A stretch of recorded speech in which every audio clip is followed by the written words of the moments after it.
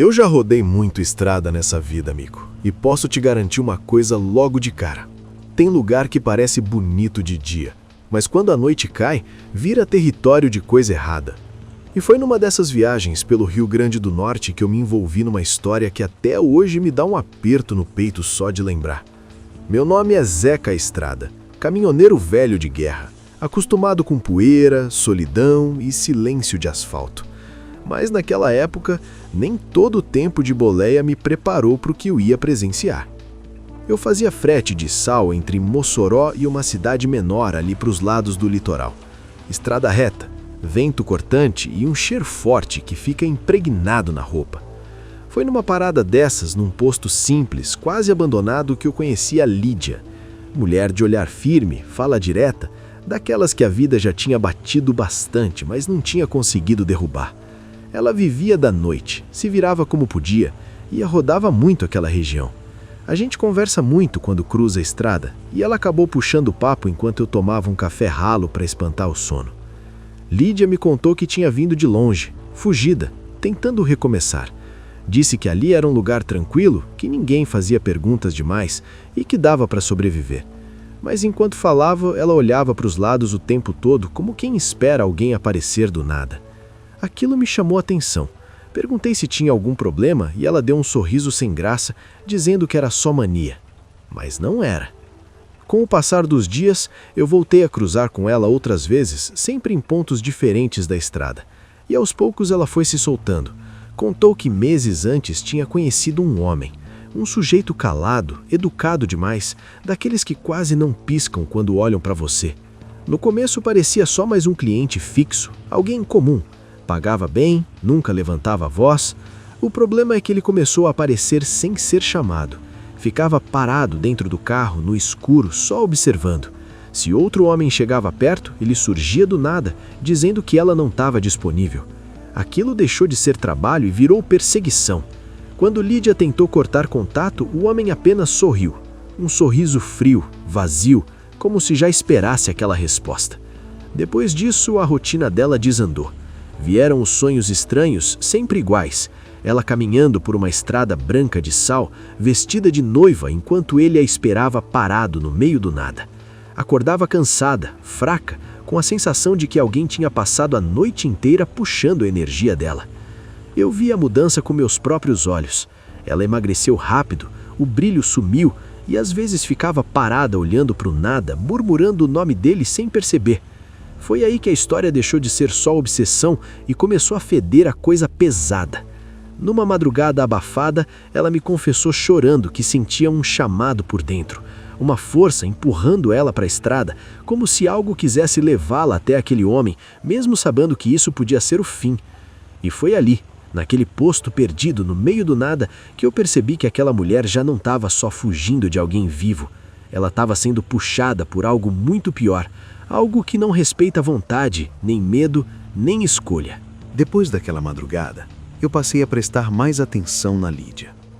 Caminhoneiro aprende cedo a observar silêncio, olhar perdido, mudança de jeito.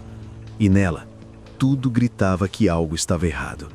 Mesmo quando tentava sorrir, o rosto parecia pesado, como se carregasse um cansaço antigo demais para alguém da idade dela. Eu perguntava se ela tinha dormido e ela sempre dizia que sim, mas os olhos fundos entregavam outra verdade. Ela começou a me contar mais detalhes do que vinha acontecendo. Disse que depois que tentou se afastar daquele homem, as coisas ficaram piores. Não era só sonho. Às vezes acordava com marcas roxas nos pulsos, como se alguém tivesse segurado forte demais. Outras noites, sentia o cheiro dele dentro do quarto, mesmo estando sozinha.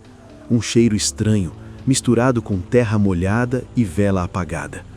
E o mais assustador era que por alguns segundos aquilo trazia conforto, não medo. Era como se algo dentro dela quisesse aquilo. Eu aconselhei ela a ir embora dali, sumir da região, pegar um ônibus e nunca mais olhar para trás. Mas Lídia dizia que não era tão simples. Sempre que pensava em sair, sentia uma dor forte no peito, uma ansiedade fora do normal. E a imagem dele vinha na cabeça, parado na beira da estrada, esperando. Ela falava que parecia estar amarrada por dentro, como se alguém tivesse dado um nó invisível nela. Foi numa dessas conversas que ela revelou algo que gelou minha espinha. Disse que certa noite, voltando para casa, viu o carro dele parado perto da Estrada do Sal. Os faróis apagados. O homem estava do lado de fora, segurando algo nas mãos. Quando ela passou, ele levantou a cabeça e sorriu, como se soubesse exatamente para onde ela estava indo. No dia seguinte, os sonhos ficaram mais intensos. Noiva outra vez. Mas agora o casamento era num cemitério seco, cercado de cruzes tortas, e a cova já estava aberta. Desesperada, Lídia procurou ajuda. Foi levada até uma senhora antiga, conhecida na região por mexer com proteção espiritual. Uma mulher magra, sempre vestida de escuro, que morava numa casa simples, cercada de mato e silêncio. Assim que Lídia entrou, a velha disse que aquilo não era paixão nem loucura. Era amarração pesada, feita com intenção de posse. Alguém que queria prender não só o corpo, mas a alma. A senhora tentou quebrar o que foi feito. Usou ervas, rezas antigas, fumaça forte que ardia nos olhos. Disse que o laço tinha sido enfraquecido, mas não destruído. Alertou que o homem não iria desistir fácil. Quanto mais Lídia resistisse, mais ele apertaria o cerco. E a consequência seria uma só: perda da vontade, da identidade, da própria vida. Naquela mesma semana, Lídia começou a agir estranho comigo. Às vezes falava que precisava encontrar alguém na estrada, que tinha uma coisa importante para resolver.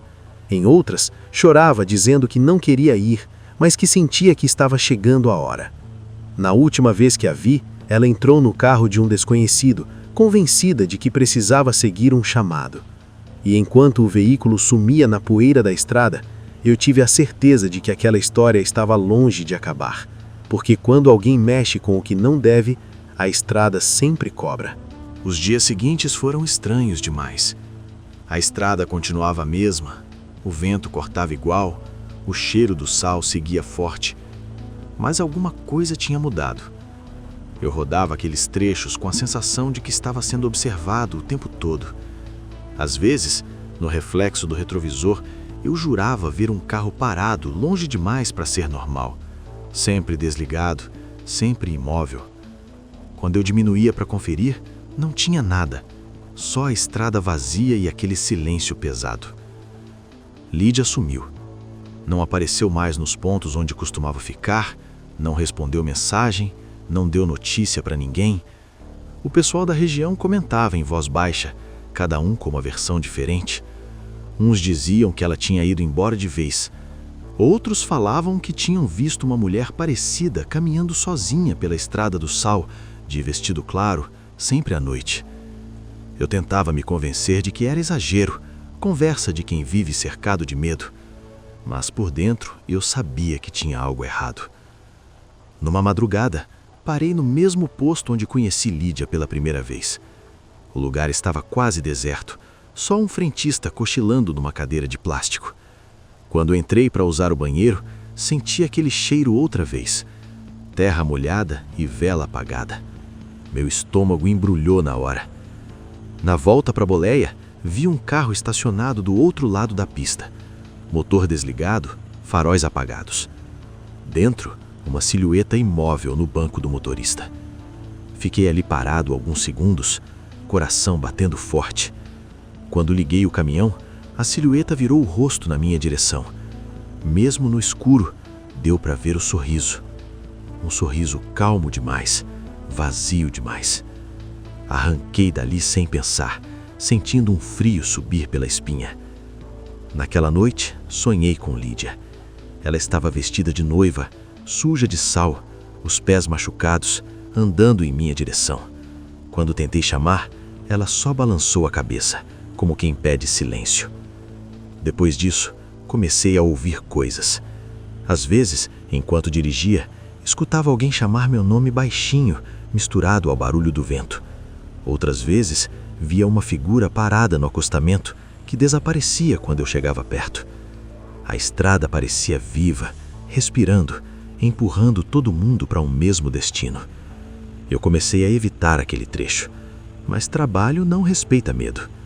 Foi numa dessas viagens forçadas que encontrei a casa da senhora que tinha tentado ajudar Lídia. Parei por impulso. Ela me reconheceu na hora e, antes que eu falasse qualquer coisa, disse que já sabia o motivo da minha visita. Contou que o homem tinha reforçado o trabalho, que a amarração tinha sido refeita com algo mais pesado, algo que não se desfaz fácil. Disse que Lídia tinha sido enfraquecida aos poucos até não conseguir mais lutar. Segundo ela, quando a pessoa aceita o chamado, mesmo sem perceber, o caminho se fecha. A estrada vira altar. O encontro vira sentença. Perguntei se ainda dava tempo de ajudar. A mulher apenas abaixou a cabeça. Disse que naquela altura, o máximo que se podia fazer era rezar para que o sofrimento fosse curto. Saí dali com o peito apertado, carregando uma culpa que não era só minha, mas que parecia pesar em mim mesmo assim. Naquela noite, enquanto o caminhão cortava a estrada escura, vi ao longe um casal parado no meio do sal. Ele de terno escuro, ela de vestido branco, de mãos dadas. Não parei, não olhei para trás, mas soube, naquele instante, que Lídia tinha chegado ao fundo do poço. E quando a estrada engole alguém desse jeito, ela nunca devolve do mesmo jeito. Depois daquela noite, eu nunca mais fui o mesmo. Continuei rodando estrada, porque caminhoneiro não tem luxo de parar a vida. Mas evitei ao máximo passar por aquele trecho do Rio Grande do Norte. Mesmo assim, a estrada parecia me chamar. E foi meses depois, numa madrugada sem lua, que tudo se fechou de vez. Eu vinha cansado, cabeça pesada, quando vi movimento à frente. No meio da Estrada do Sal, bem onde o vento costuma uivar mais forte, tinha um carro parado, faróis apagados. Do lado de fora, um homem de terno escuro, parado, imóvel. Ao lado dele, uma mulher de vestido branco. Era Lídia. Eu reconheci na hora, mesmo diferente, mais pálida, mais vazia. Ela não parecia viva, mas também não parecia morta, apenas presa. O caminhão reduziu sozinho, como se o pé tivesse perdido força. O homem virou o rosto para mim e sorriu daquele mesmo jeito calmo e educado. Um sorriso de quem venceu. Lídia me olhou por um segundo. Não pediu ajuda, não chorou. Apenas levou a mão ao peito, como se dissesse que ali dentro já não existia mais escolha. O vento soprou forte, levantando o sal do chão, e quando meus olhos arderam, eles já não estavam mais ali. A estrada voltou a ficar vazia, como se nada tivesse acontecido. Depois disso, surgiram boatos. Gente dizendo que uma mulher aparecia de noiva na beira da estrada, sempre acompanhada de um homem silencioso. Outros juravam que, em certas noites, dava para ouvir uma marcha nupcial baixa, misturada com o barulho do vento. Ninguém nunca mais viu Lídia viva. Nenhum registro, nenhuma despedida. Só a estrada e o silêncio. Com o tempo, eu entendi o que aquela senhora tinha tentado ensinar. Bruxaria de posse não quer amor, quer domínio. Quer apagar a pessoa aos poucos, até sobrar só um corpo obediente ou uma sombra andando sem vontade. Lídia não perdeu a vida de uma vez. Ela perdeu a liberdade, o desejo, a própria identidade. E isso, meu amigo, é uma morte lenta e cruel. Por isso eu conto essa história. Não é só terror, é alerta. Se alguém na sua vida começa a controlar, isolar, sugar sua energia, tirar seu sono e sua vontade de viver, fique atento. O mal nem sempre vem gritando. Às vezes ele chega educado, calmo, com um sorriso tranquilo, esperando você baixar a guarda. Se você já ouviu algo parecido, se conhece alguma história estranha de estrada, comenta aqui embaixo. Essas histórias precisam ser contadas para não se repetirem. Aproveita e segue o canal para não perder os próximos relatos, porque estrada guarda mais segredo do que a gente imagina. E se você ainda não assistiu, depois desse vídeo vai lá ver o último roteiro que eu contei aqui no canal, A Noiva da Estrada do Sal, porque ele conversa direto com essa história e vai fazer você olhar a estrada de um jeito bem diferente. A gente se vê no próximo caso. Se cuida e nunca ignore os sinais.